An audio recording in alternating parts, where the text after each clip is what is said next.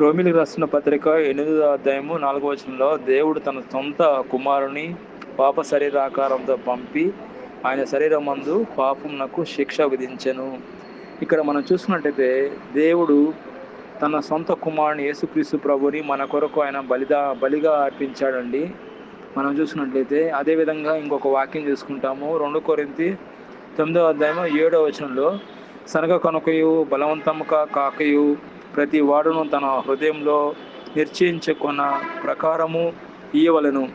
దేవుడు ఉత్సాహంగా ఇచ్చేవారిని ప్రేమించును. ఇక్కడ మనం చూసుకున్నట్టయితే బాక్సింగ్ డే గురించి మనం చూసుకుంటాము. దేవుడే తన సొంత కుమారుని మనకు బలిగా ఇచ్చేసాడండి.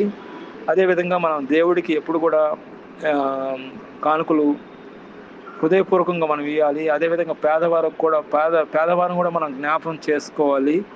పేదవారిని వాళ్ళకి ఏ అవసరం ఉన్నా మనం దేవుడి నామములో తీర్చాలి.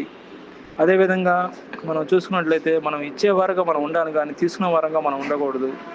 దేవుడి ఈ వాక్యం దీవించును గాక. ఆమేన్.